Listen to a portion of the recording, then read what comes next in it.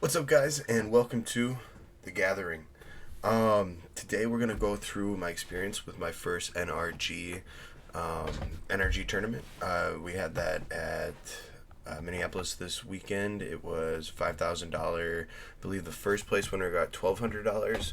But this is my first big event. We're going to look at my deck list I played, kind of go over my experience, and yeah, met some cool people, and everyone was really helpful in the community. So just wanted to say thank you if I was there and you helped me or you played against me. Like, some people actually, I don't want to say gave me the win, but like showed me interactions that I just didn't know, and the result did end up like with me winning. So I went X4, so it's 5-4. It was 9 rounds. Swiss before top cut to 8. So some really good players there. It was really fun, cool experience. They even had some artists there that did some really cool work. So just an example, this is a mat that we got. It is a show and tell mat, and it's a sign by Jeff. So that is pretty awesome. I got some other stuff I'll show you towards the end of the video here. But yeah, we're gonna just look at this. Look at my deck. I'm gonna kind of talk about what I played, why I played it. So the little backstory to this was Simic. Well, Infect is just always, I'm intrigued at like instant win conditions, or different cons in games. I usually play Yu-Gi-Oh, but we're going to really take Magic serious now. I played competitively back in 2012 and just picked up Infect as a really nice budget deck that got let me kind of figure out the format. You get to see what everyone else is playing, even watching the matches on your sides and stuff. Like, Infect is what I like to call like a helmet deck. Like, you put out a creature, you put a bunch of shit on it, and you like just hope for the best and like try to get through. So in that case, what we did today was, well, let's see here. We'll just take a look at the deck and kind of go into that more. So yeah, this started as a budget deck again, like less than $50. I did have already one Inkmoth Nexus, and then like the budget version had one more Inkmoth Nexus. So like every card was like $20 besides Inkmoth Nexus. Like, if you wanted to play this without the Inkmoths, which is, I mean, really hard, because this card probably won me more than half my games that day. You really need, you need like another just win con almost, because this is like Infect is a win con, and then this card is like a win con within itself in Infect. Like, people play this card in just other decks just because they can pump it, and you get 10 Infect, you just lose. So going into the deck, it's, I mean, it's a little spendy, but nothing compared to like what other. I mean, I don't know. Can you go to like buy this deck? I don't even know.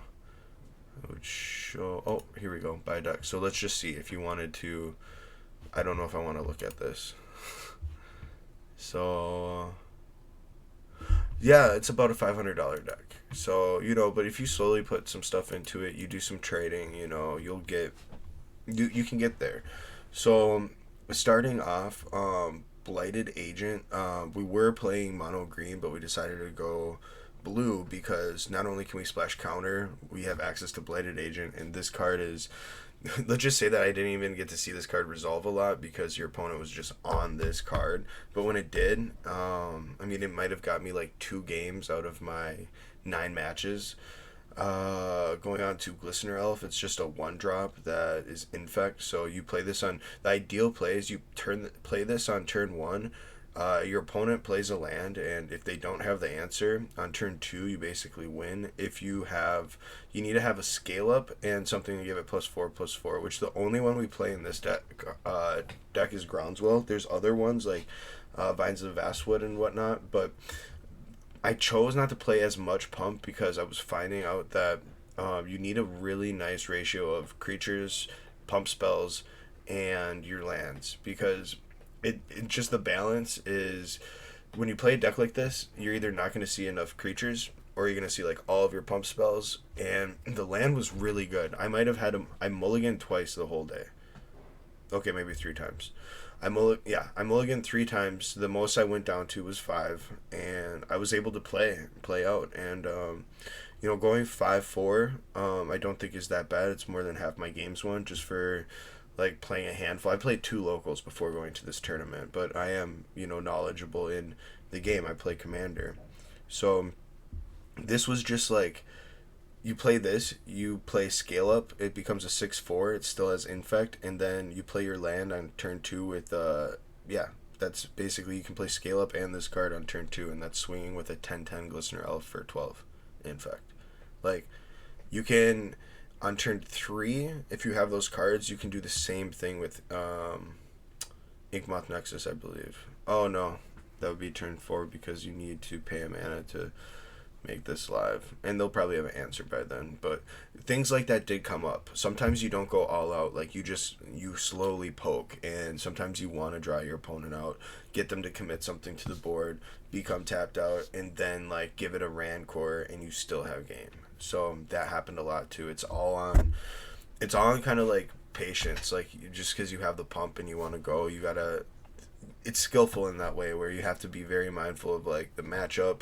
Yawgmoth is a pretty hard matchup because once Yawgmoth resolves and gets on field, and if you have targets, they're going to just do their combo thing and win. So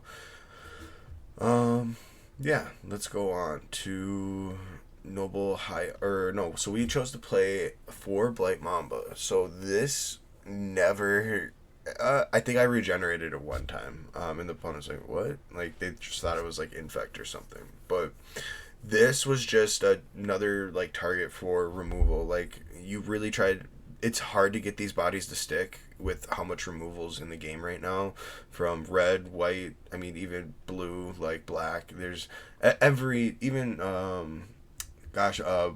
Boseiju can kill your Inkmoth Nexus, which really sucks. So you have to be mindful of that. Not too much green. I mean, I'm not gonna lie, most games were like red, blue, and I wonder if you can actually see my matchups on here. We'll have to look. I don't know.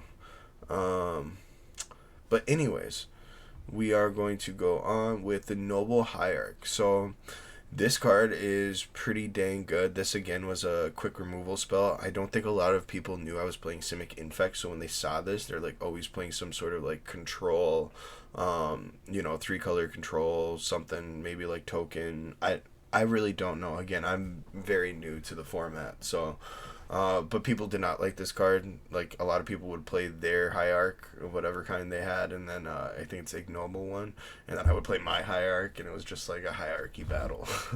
But this card was really good. Yeah, this pushes you. You want to be able to do, sometimes you're like 1 mana, you have the cards for the game, but you're just 1 mana too short, and this just really helps with that. So I practiced with the deck without this because I just didn't have them, and having this like right as I entered the tournament was very convenient, and it really did help me go far.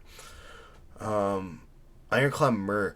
So this low key, like, even though I would side it out, this was like, I think I would play 4 just because they need to start blocking your stuff because you have lethal, and when they do, having a free +2/+2 on a 1/1 body, like, it's just a free mutagenic growth that's built into the card. So I'm not gonna even really talk about that anymore.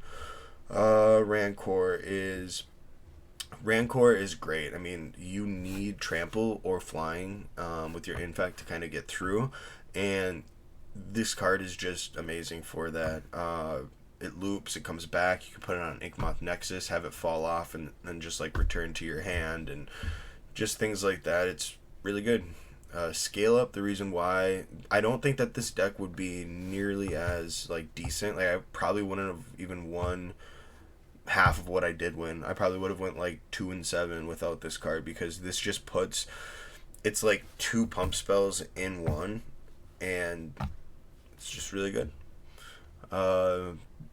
Amazing card, just like defensively. A lot of times I would just try to like ping one of my guys, and I just mutagenic growth. I did, however, make the misplay that I think they like Yawgmoth or did something for a -1/-1 counter, and when they did that, I like mutagenic growth to buff my creature. You guys already know where this is going. Very common, probably mistake for newer players to the format. So yeah, those -1/-1 counters stick, and at the end phase, when mutagenic growth will not resolve, but just be done giving that creature +2/+2, it still has that -1/-1 counter, and it will die. So for other pump spells, Groundswell, just generic 2/2, but if you play land 4/4, Blossoming Defense, this card was amazing. The amount of times like you need to play this card, it's just hexproof and +2/+2 for 1 mana. Like great response. Just even like tacking on another one with the Mutagenic Growth, you know, with a scale up, like you see those cards a lot. You play a lot of the same cards. You're going through your lands. It's good.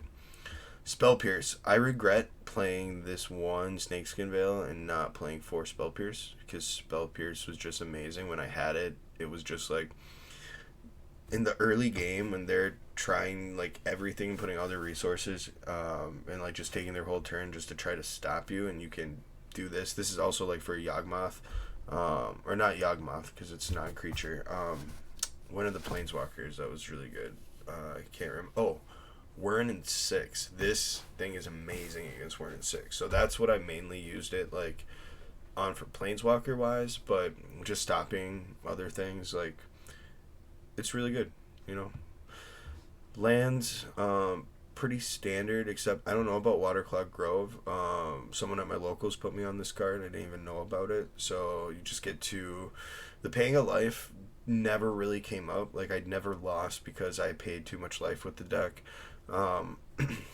Being able to just in a game state, there were a couple times that I used this to draw into like winning the game. So that's really good. I really like that. And I am working on a build that plays Temporal Mastery, like plays 4 Temporal Mastery and draws on your opponent's turn too. So you just take 2 extra turns like early in the game. Stay tuned for that. But this card would help a lot with that, and we would play 4. So that's just like, so like turn 3 to 4, you kind of like counter and just chill out the first couple turns, and you know, hopefully get a body to stick, and then you take 2 extra turns and you're sitting on all these pump spells, and you just so going on, we played 2 forests, we played 1 island. I think that we'll cut the island, and I don't know, I never found myself really needing more like breeding pool. I don't think the mana colors like were a problem. This all worked out really good. I would, however, keep 2 Boseiju in the main, so maybe cutting that island for the Boseiju, I think is the way to go. And then I probably want more of these 2. But I don't know. Sometimes I would side out the Boseiju because, I mean, the land, we have 19 lands, and we have our Noble Hierarch. So when I would like side out, I would take like 1 Noble Hierarch out, I would take 1 island out, I would take, what would I take out? I would take like the Snakeskin Veil out. I would just kind of like slim off. I would take 1 Blight Mamba off. I would take 2 Ironclad Mirror out. So it's like you don't really risk taking out like main pieces of your deck, and you can just kind of shave off here and there, and that's what's really nice. Now this Pendelhaven is amazing. I would almost play 2 of it just to see it more. And then Yawgmoth, the Cradle of Growth. This card was great. Just when you have your Inkmoth Nexus, sometimes that limits you from playing, you know, other colors, and it did come up like 3 times. So if you play any deck that like plays heavier green and you're mixing like with colors, I think you should just play one of this. Like, just rule of thumb. It's like a $10 card. Go get it. Okay, so moving on to the sideboard. The sideboard was pretty good. Now, the MVP of the whole tournament was this card. People told me not to play this card. People told me that it just wasn't good. And I don't know why, because it's generic. You pay 2 life and 1 colorless, and you just give something, gains protection from artifacts or from the color of your choice until end of turn. So like you can even use this on your opponent's stuff, like to give it protection from if it were try to. I mean, I actually don't know if it works for what protection actually means, as far as if I were to give it to my opponent, would that mean that they're like protected from themselves or whatever? But I don't know, that doesn't really make sense. But in a nutshell, this card was amazing. Whether you play against, green removal, black removal, white removal, it's just really good. And yeah, it stopped a lot of stuff. So they were tapped out. They didn't have the other answer, and it's just kind of like that back and forth thing on the stack. And when this is the last thing, yeah. So, anyways, we are going to yeah. So Veil of Summer. This card was amazing. I would play 4. Force of Vigor. This I didn't see too many things, but what I would do is I would I'd always put 1 in because it's the Chalice card that stops things. All they have to do is pay 1, and like almost my whole deck is dead. So that's a thing. Gut Shot for the little pirate guy. Just other things, I guess, but that's the only thing I really use it for. I guess you would put this in the Is It deck too? Well, no, that's what it's, yeah. That is. This just was in there for burn, just in case.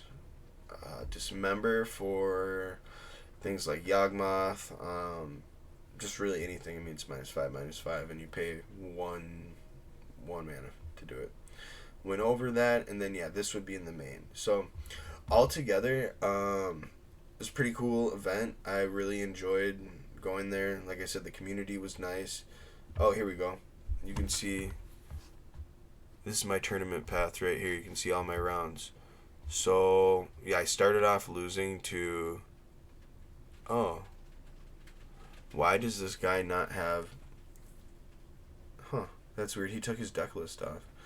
But anyways, he played the Is It control. So, Is It... I thought I played way more Is It. Oh, I guess not. So, yeah, we played 2 Is It's. We played Gari, Yawgmoth, like, 2 times. 4-color Elemental. Living End, that was a sick deck. I still won that one. This was the one that the guy told me that not to stop the card that cascades, because Cascade's going to still happen or something like that, but then to stop what the spell that you cascade is. So you stop Living End. And then Radco's Control. So let's look at the games I lost. Yeah, this was just nuts. He 2-0'd me. Every time I lost, I think I got 2-0'd. Yep, here 2-0'd. Here I did manage to get one off of him. Huh, interesting. But yeah, it was, I played against some good decks, and like I said, I got 76. I'm kind of, like, I would have really liked to, like, top my first event, obviously. But, I mean, 15 points, just shy of that 19 getting in top. But, anyways, yeah, I hope you guys enjoyed the video. This is the deck list. If you have any comments, suggestions, why I didn't play certain things. Some of this was just, like, I throw things together, I experiment, and this was the finalized decision, and I didn't have access to some, like, commons and things I wanted, like making something unblockable. That new card, I don't even think it's new, but there's just a couple cards that make your cards unblockable. Maybe like the card that gives your stuff Island Walk. But anyways, I hope you guys, like I said, enjoyed. And then I'm going to show you guys what else. So the story is I got to... Oh, well, here's a... Oh, well. Okay, so I got to the tournament, and in between some of my rounds, because I would win pretty quickly, we would, win pretty quickly or lose pretty quickly. We would have these, like, art stations out, and they have, like, artists from Magic that have done Magic the Gathering artwork, and they just, like, sell their content, and you could get, like, alternate arts of artwork. So I didn't know that the guy who did show and tell, so he actually gave me that for free, like, when I got the mat. And then I was like, dude, I need to get a show and tell today and get that, just get it, like, signed by him, So I went to the vendors. They only had one show and tell. I bought it, and then later that day, I traded three, or no, I traded one full art mana drain for three like really mid T show and tells. So that was cool too. So I got my three show and tells, and I will show and tell you. I got them signed there, and then I also got to meet and get signed RK Post. So that's pretty cool. He signed that one too. Yeah, just a really cool experience. Jeff's actually doing an alternate art for me of my fourth show and tell, and now I'm just like pumped to play Legacy, and I want to build the show and tell deck. So that's gonna be interesting and expensive, like probably at least $2,000. I guess people are saying, but anyways, yeah, that's pretty much it in a nutshell, a big nutshell. Hope you guys enjoy, and yeah, we are out.